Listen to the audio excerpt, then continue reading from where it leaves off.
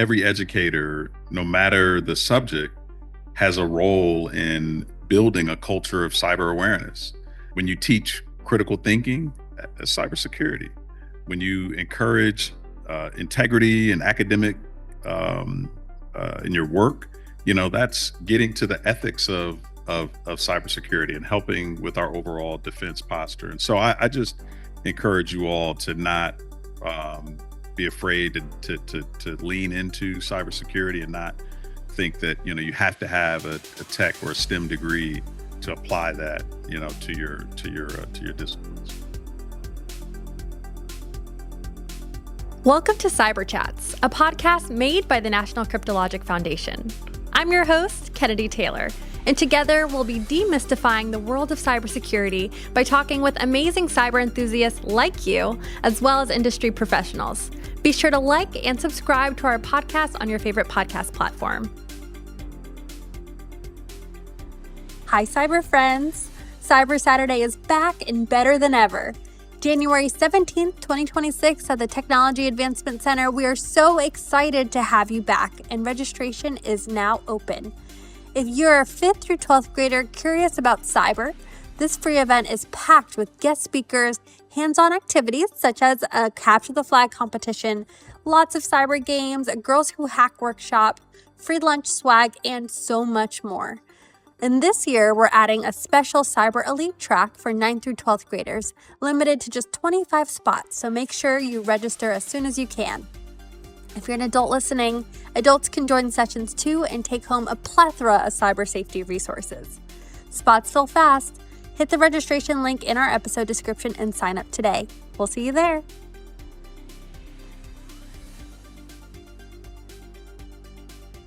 Melissa, if you could redesign K through 12 education, because you are our, curriculum expert, I would say, but to naturally weave into cyber literacy for our educators here, where would you start? This is huge. I remember I was working on a project. It was a class I started at Purdue. It was an applied research problems class, and we were working with NSA. We took unclassified problems, and we had student teams work on them, right? And so we had this one team that the kids always thought they were gonna, do great things in a semester or a year on this problem. I remember there was this one tech director at NSA who used to say, "You don't have to solve world peace, just solve world." Right? Just take half of a huge problem. Okay, what would I do? Did I buy myself enough time there? What would I do if I had to redesign K-12 education to build in cyber literacy? I would first try to start with a small consortium of states that wanted to do this within their state. K-12 education is a state right in the United States. And so much gets decided, from the standards to the teacher credentials to what gets taught to where resources come from, because, it's a fixed pie. And so resources to do something new are going to probably come from someplace else. So I would probably, I have dreamt of starting with a small number of states. Because right now there is no common approach to cybersecurity across our states. There's only maybe 8 or 9 states that have a cybersecurity standard. It's really not K-12, so it doesn't start early and continue to spiral and scaffold for the student experience. So I would wish to start with a small number of states. I would want that to work so closely with what's already in place in computing education, because they're about 20, 25 years ahead of us in computer science education. So I would want it to be really tightly partnered. I would wish that what happens in CTE education could become less siloed, right? Because CTE has computer science, they have programming, they have networking, they have cybersecurity, they have AI, and they're constructing these pathways, in the interest of preparing kids for careers. And here we are talking about the fact that there aren't very many entry-level careers. And so I would wish that it would become more cross-cutting and that cyber could work closely with computer science and with AI. And we could see something in a more federated approach that would open a lot of doors. That's what I have for now. That's good. So, Okay, I was just gonna piggyback. So two things. So with the computer science standards, so they're actually currently the national standards are being revised right now. They will be ready by summer 2026, and cyber is a part of that along with AI. And once those standards are done, following the leadership of MSDE, then there'll be a convening of individuals from industry, K through 12 and higher ed to look at the Maryland state standards for computer science, compare them with the new national standards, and do a revision. So I'd invite you all to that table when we get that invitation, right? So then that way we can make sure there's an alignment K through 12. And that's that integration. But I agree with you. And I believe the CTE pathways, there's a flex model to allow the students to kind of move about. So they'll do their foundational, like say they'll do the foundational software programming, for instance. And then if they want to do cyber, there's a chance for them to do that. So I think they designed it to make it a little bit more flexible, because before it was if you were in software programming, you stay here until the end, until you graduate. But now they get to kind of move around a bit. It depends on how it's interpreted by the states. My question was, is that flexibility nature why? So I know that's for Maryland. I'm not sure about the other states. Yeah. But I know that's where we are with Maryland. I think CTE policy tends to get interpreted at a state level and then enacted. Oh yeah, yes. Definitely. At a state level. And so what you see sometimes is allowed in one state might not, cross the border. That fictitious line, I live in Indiana, that little fictitious line that goes down between Indiana and Illinois, it might not jump over that imaginary line. And actually, I'm just going to add on to what you said, and I think it gets enacted at the state level, but I think each county, from what I've seen, interprets it differently. And I see a lot of people shaking their heads. See, you know what I mean? Okay. Oh, I'm sorry. I believe yes. Oh, apologies. Did I interrupt you though? Did you make those points? Yes. Yeah, the only thing that I would just add to that is, and this is maybe on the if we're talking K through 12. Again, I think when we talk cybersecurity, we can always over rotate on the tech. You all can introduce this in your daily classroom, when you talk to students, and it could be as simple as, locking your locker and protecting personal letters, and just really simple analogies that help young students understand what cybersecurity really is all about. When you think about, subjects like English or social studies, it's discussing media literacy and misinformation. We hear a lot right now about agentic AI. Well, human verification is critical when you think about agents and AI and the evolution of AI. You still need humans in the loop. You still need to have ethical practices when it comes to AI, and cyber security. And so when you think about that holistically, those type of approaches can be applied to the most basic and simple everyday classroom interactions. And so, when I think about a curriculum that changes, I just think about how important it is to treat cybersecurity like reading and arithmetic, that it just becomes just a part of our overall curriculum that's being taught in schools today. All right, I might say something controversial, so we'll see. No, look, so there's so many points. So the first thing is, I'm not sure whether it's possible to have a curriculum that can keep up with the pace of technology is changing. So I just don't want our educators and people to just keep chasing that. It's not possible. So I don't know what the answer is. I just feel like some of this stuff are changing so fast that if you commit so much on that one tool or that one system, you know how district and state can kind of interpret the rules and then kind of like, oh, you mean we need to have Microsoft things now? So we're gonna do that. And then like, I just don't want us to get into that situation. So I don't know what the answer is, but I want to caution about changing the curriculum too much, too soon, and too frequent, too quickly. Because I don't know whether it's possible to kind of catch up with where the world is going. So that's number one. Number two is that, in my previous job, I think a lot about how we stack up again our sort of like, near peer nations, like the People's Republic of China, right? They would kind of go through, they'll get 1 million kids to kind of go through cybersecurity camp, and out of it, they get like 100,000 cybersecurity engineers.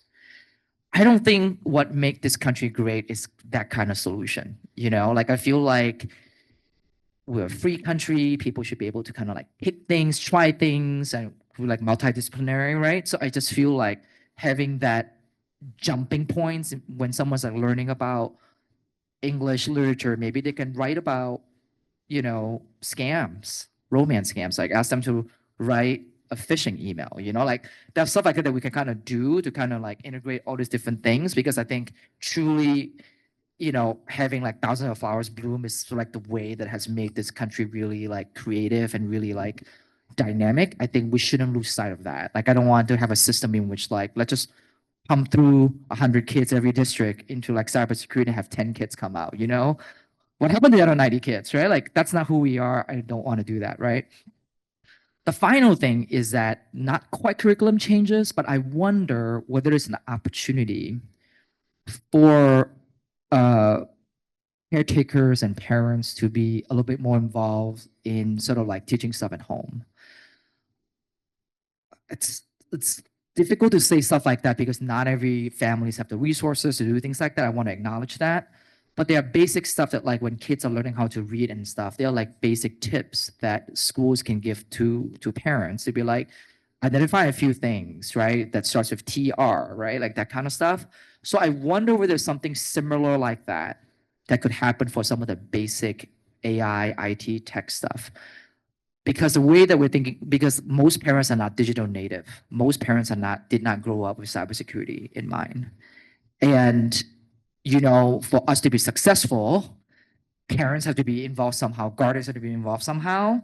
Are there any creative, easy way to involve them that does not introduce too much work to the educators, that can kind of get them on board?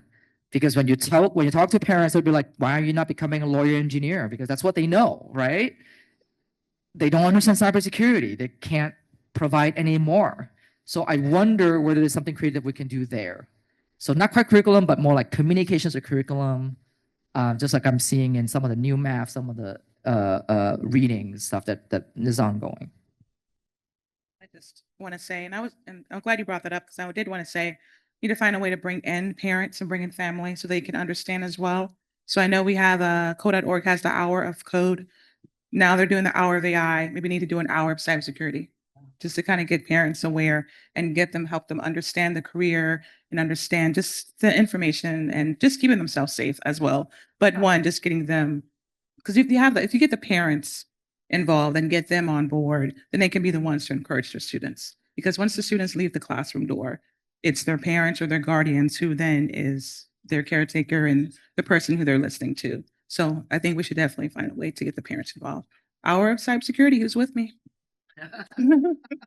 I was just going to bring it all the way back because I think you asked me about cybersecurity literacy. And I've thought about that term before, and I've asked myself many times, what does it mean to be cybersecurity literate? What does it mean to be literate? What does it mean to have mathematical literacy? Sometimes in the field, I hear people talk about cybersecurity like it's driving a car safely, right? And I don't know if that Because I don't think of driving a car safely as being literate. I feel like they're qualitatively two different abilities or capabilities that we're talking about. You know? And so I think if we could have that, 5-state consortium or whatever it is, and spend some time thinking about really what does it mean to be literate in a field that isn't driving a car safely, that maybe that would provide a rich starting point. All right, to take it back to our educators here, because I want you all to leave feeling informed, yes, but also understood and supported. What are the biggest obstacles you've seen educators face when it comes to cybersecurity education, and how can they overcome it?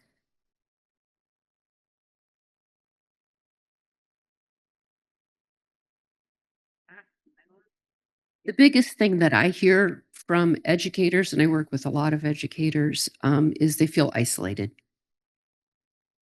I hear teachers over and over and over again say, I'm the only person in my building, I'm the only person in my district, I'm the only person in my county, I'm the only person in my entire region of my state who does what I do. Nobody else speaks my language. And then therefore, because I'm the only person, everybody thinks that I'm kind of the oddball, So I think that there's a lot of isolation. I think that's one of the biggest things. We have teachers all the time who are asking, can you build a learning community? Can you put me into a cohort? Can you connect me to other educators? Can I share resources? Can I share stories? I'm just gonna add again, just in my interactions with educators, again, and I've said this a few times, it's not just about the tech. It's not just about the tech. And so I think when we think cybersecurity, if we don't have that background or a degree in computer science, we think, well, that's not for me. When in fact, every educator, no matter the subject, has a role in building a culture of cyber awareness. When you teach critical thinking, cybersecurity. When you encourage integrity and academic in your work, that's getting to the ethics of cybersecurity and helping with our overall defense posture. And so I just encourage you all to not be afraid to lean into cybersecurity and not think that you have to have a tech or a STEM degree to apply that to your disciplines. All right. Barriers, professional development or professional learning experiences, resources, funding, support, time, all of those things are barriers. And again, that sense of community, meeting other educators who are doing the same thing that they are doing is very, very viable. And it's very important that we provide those experiences for them. That's something that the Maryland Center for Computing Education does. No, let's keep going with that. I want everyone to have the resources as well that are needed to support them. So what support, resources, or partnerships would you all recommend for educators who maybe do feel overwhelmed or, like you said, isolated in this situation?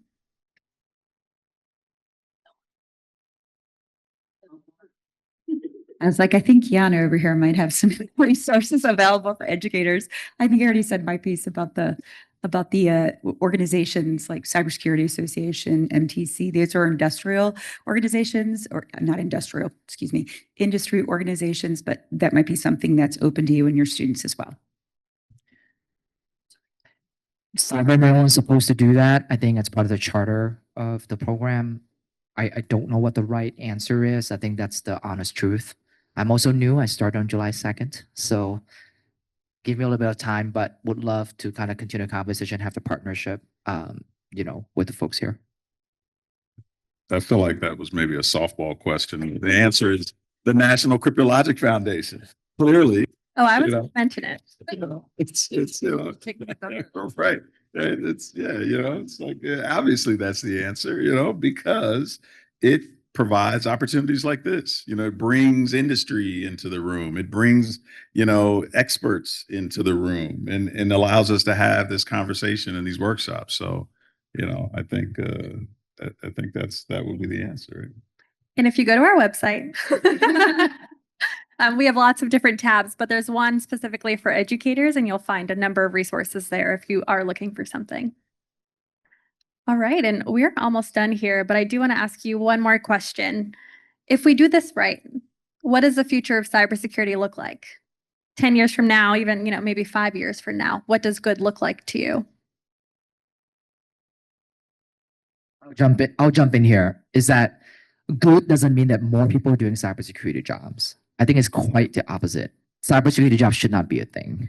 Like, it should just be like, just everyone is just better in general. Like, the workforce itself is more dynamic, right? It becomes a common thing. Like, I would like to be, would like to be able to explain, don't have to explain what cybersecurity really is, right? So that, because it becomes so ingrained, just like how we don't have to explain safety, we don't have to explain opportunity, right? People kind of get it. So I think in an increasingly digitized world, we can focus on less on being scared and protecting things to more towards like, what are stuff that we can build, the opportunities that we can have for people, right? It's like a more, qualitatively, it feels more forward-looking. It's sort of like where we need to be. We're not there yet.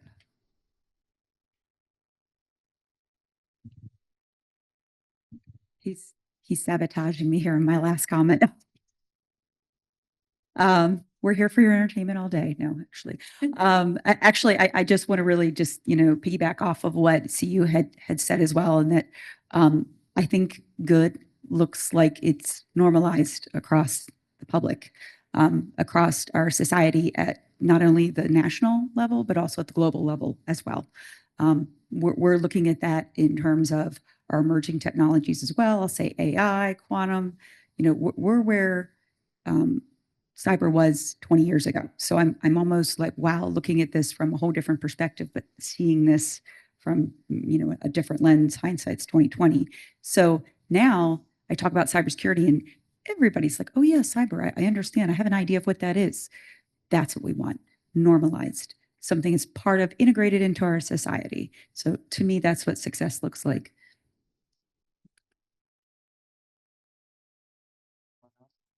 I was just going to add just a strong partnership, like all of us here are on the stage here, just having that partnership for educators and for parents and for students and be able to support each other and just having it's just, seamless, seamless partnership and a pipeline that actually produces what we need. Yeah, I'll just add, I think if we do this right, cybersecurity will become everyone's business in education. And, I think it's, I mentioned before about pouring into our youth's creativity and imagination. Because in cyber, we often say, it's not, when you'll be hacked. It's not if you'll be hacked, but when, right? And so the threats are going to come. They're going to be here, and we're going to need everyone to be to participate in our overall defense. So.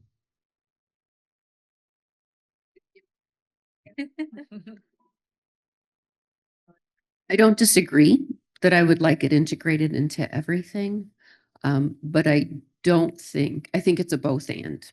I think we should always talk about cybersecurity as a thing, because if you don't talk about it as a thing, if it's always integrated into everything else, then it really isn't its own entity. So I think it's a both and for me. All right, to our esteemed panel, thank you so much. Weren't they incredible? Thanks for tuning in. We hope this conversation sparked your curiosity and got you excited about the world of cybersecurity. If you enjoyed this episode, don't forget to like, subscribe, and share with fellow cyber enthusiasts. Have a question or a topic you'd love us to explore? Connect with us on CyberChat's podcast page and join the conversation. Until next time, stay curious and keep the cyber chats going.